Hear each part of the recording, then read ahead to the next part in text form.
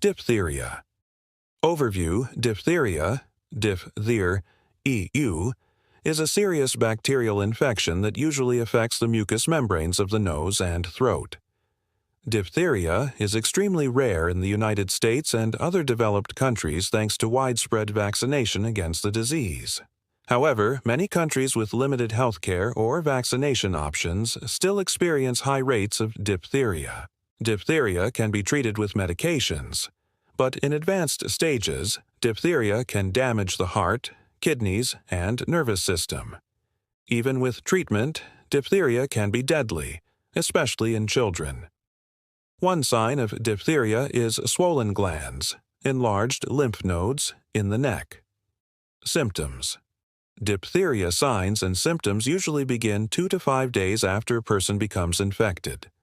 Signs and symptoms may include a thick gray membrane covering the throat and tonsils, a sore throat and hoarseness, swollen glands, enlarged lymph nodes in the neck, difficulty breathing or rapid breathing, nasal discharge, fever and chills, tiredness. In some people, infection with diphtheria causing bacteria causes only a mild illness or no obvious signs and symptoms at all. Infected people who stay unaware of their illness are known as carriers of diphtheria.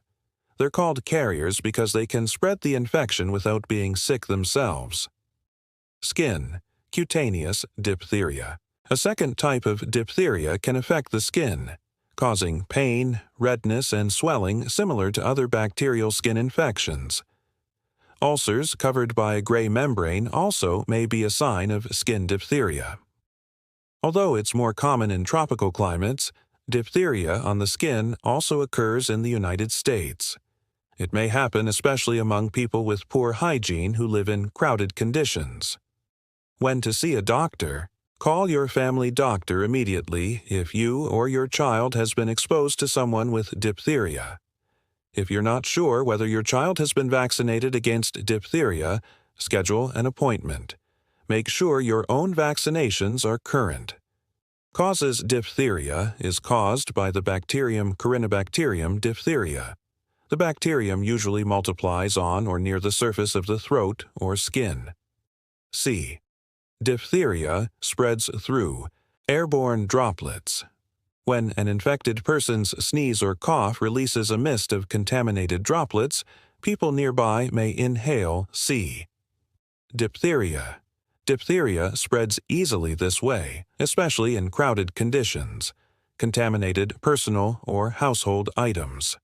People sometimes catch diphtheria from handling an infected person's things, such as used tissues or hand towels, that may be contaminated with the bacteria.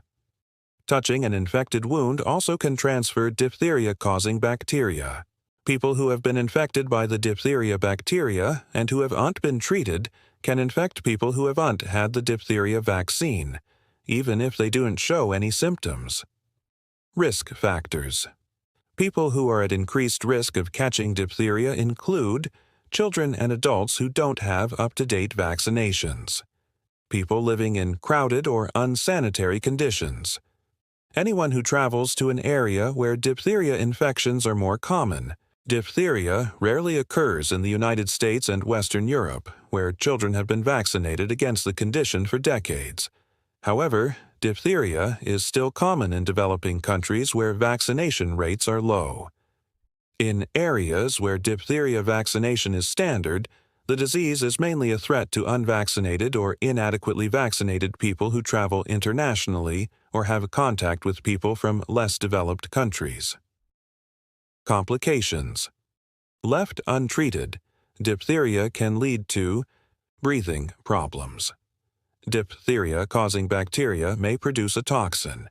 This toxin damages tissue in the immediate area of infection, usually the nose and throat. At that site, the infection produces a tough gray membrane made up of dead cells, bacteria, and other substances. This membrane can obstruct breathing. Heart damage. The diphtheria toxin may spread through the bloodstream and damage other tissues in the body. For example, it can damage the heart muscle, causing such complications as inflammation of the heart muscle, myocarditis. Heart damage from myocarditis may be slight or severe. At its worst, myocarditis can lead to heart failure and sudden death. Nerve damage. The toxin can also cause nerve damage. Typical targets are nerves to the throat, where poor nerve conduction may cause difficulty swallowing. Nerves to the arms and legs also may become inflamed, causing muscle weakness. If the diphtheria toxin damages the nerves that help control muscles used in breathing, these muscles may become paralyzed. At that point, you might need mechanical assistance to breathe. With treatment, most people with diphtheria survive these complications, but recovery is often slow. Diphtheria is fatal about 5% to 10% of the time. Rates of death are higher in children under age 5 or adults older than age 40. Prevention. Before antibiotics were available, diphtheria was a common illness in young children. Today, the disease is not only treatable but also preventable with a vaccine. The diphtheria vaccine is usually combined with vaccines for tetanus and whooping cough, pertussis. The 3-in-1 vaccine is known as the diphtheria, tetanus, and pertussis vaccine. The latest version of this vaccine is known as the DTaP vaccine for children and the TDAP vaccine for adolescents and adults. The diphtheria, tetanus, and pertussis vaccine is one of the childhood vaccinations that doctors in the United States recommend during infancy. Vaccination consists of a series of 5 shots, typically administered in the arm or thigh, given to children at these ages: 2 months, 4 months, 6 months, 15 to 18 months, 4 to 6 years. The diphtheria vaccine is effective at preventing diphtheria. But there may be some side effects. Some children may experience a mild fever, fussiness, drowsiness, or tenderness at the injection site after a DTaP shot. Ask your doctor what you can do for your child to minimize or relieve these effects. Complications are very rare. In rare cases, the DTaP vaccine causes serious but treatable complications in a child, such as an allergic reaction. Hives or a rash develops within minutes of the injection. Some children, such as those with epilepsy or another nervous system condition, may not be able to get the DTaP vaccine. Booster shots. After the initial series of vaccinations in childhood, you need booster shots of the diphtheria vaccine to help you maintain your immunity. That's because immunity to diphtheria fades with time. Children who received all of the recommended vaccinations before age 7 should receive their first booster shot at around age 11 or 12. The next booster shot is recommended 10 years later, then repeated at 10-year intervals. Booster shots are particularly important if you travel to an area where diphtheria is common. The booster is given as a Tdap vaccine or as a diphtheria booster combined with the tetanus booster, the tetanus diphtheria (TD) vaccine. This combination vaccine is given by injection, usually into the arm or thigh. The vaccine for Tdap is an alternative vaccine for adolescents ages 11 through 18 and adults who have previously had a booster. It's also recommended once during pregnancy, regardless of previous vaccinations. Talk to your doctor about vaccines and booster shots if you're unsure of your vaccination status. A Tdap vaccine may also be recommended as part of the TD series for children ages 7 through 10 who are up to date with the vaccine schedule. History of infectious disease outbreaks and vaccines timeline. Diagnosis. Doctors may suspect diphtheria in a sick child who has a sore throat with a gray membrane covering the tonsils and throat.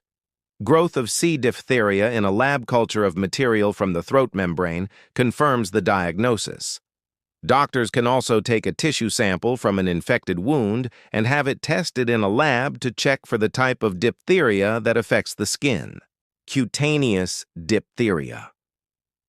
If a doctor suspects diphtheria, treatment begins immediately, even before the results of bacterial tests are available. Treatment diphtheria is a serious illness. Doctors treat it immediately and aggressively. Doctors first ensure that the airway isn't blocked or reduced. In some cases, they may need to place a breathing tube in the throat to keep the airway open until the airway is less inflamed. Treatments include antibiotics. Antibiotics, such as penicillin or erythromycin, help kill bacteria in the body, clearing up infections. Antibiotics lessen the time that someone with diphtheria is contagious. An antitoxin. If a doctor suspects diphtheria, he or she will request a medication that counteracts the diphtheria toxin in the body. This medication comes from the Centers for Disease Control and Prevention.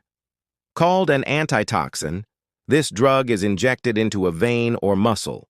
Before giving an antitoxin, doctors may perform skin allergy tests. These are done to make sure that the infected person doesn't have an allergy to the antitoxin. If someone has an allergy, the doctor will likely recommend that he or she not get the antitoxin. Children and adults who have diphtheria often need to be in the hospital for treatment. They may be isolated in an intensive care unit because diphtheria can spread easily to anyone not vaccinated against the disease. Preventive treatments. If you've been exposed to a person infected with diphtheria, see a doctor for testing and possible treatment. Your doctor may give you a prescription for antibiotics to help prevent you from developing the disease. You may also need a booster dose of the diphtheria vaccine. People found to be carriers of diphtheria are treated with antibiotics to clear their systems of the bacteria as well. Self-care. Recovering from diphtheria requires lots of bed rest. Avoiding any physical exertion is particularly important if your heart has been affected. You may need to get your nutrition through liquids and soft foods for a while because of pain and difficulty swallowing. Strict isolation while you're contagious helps prevent the spread of the infection. Careful hand washing by everyone in your home is important for limiting the spread of the infection. Once you recover from diphtheria, you'll need a full course of diphtheria vaccine to prevent a recurrence. Unlike some other infections, having diphtheria doesn't guarantee lifetime immunity. You can get diphtheria more than once if you're not fully vaccinated against it. Preparing for your appointment. If you have symptoms of diphtheria or have come into contact with someone who has diphtheria, call your doctor right away. Depending on the severity of your symptoms and on your vaccination history, you may be told to go to the emergency room or call 911 or your local emergency number for medical help. If your doctor determines that he or she should see you first, try to be well prepared for your appointment. Here's some information to help you get ready and know what to expect from your doctor. Information to gather in advance. Pre-appointment restrictions. At the time you make your appointment, ask if there are any restrictions you need to follow in the time leading up to your visit, including whether you should be isolated to avoid spreading the infection. Office visit instructions. Ask your doctor whether you should be isolated when you come to the office for your appointment. Symptom history. Write down any symptoms you've been experiencing and for how long.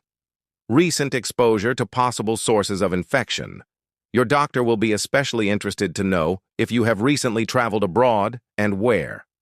Vaccination record. Find out before your appointment whether your vaccinations are up to date.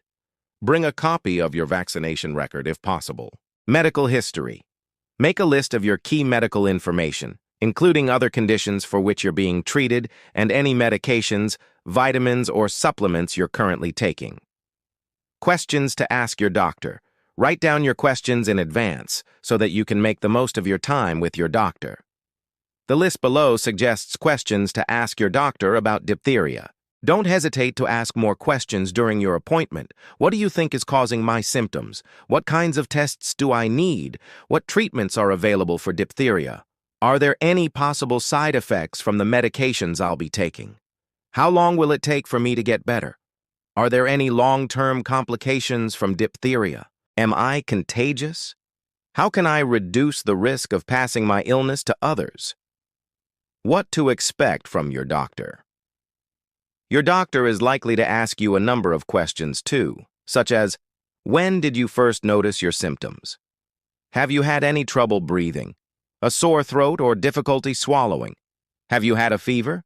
How high was the fever at its peak, and how long did it last? Have you recently been exposed to anyone with diphtheria? Is anyone close to you having similar symptoms? Have you recently traveled abroad? Where? Did you update your vaccinations before traveling? Are all your vaccinations current? Are you being treated for any other medical conditions?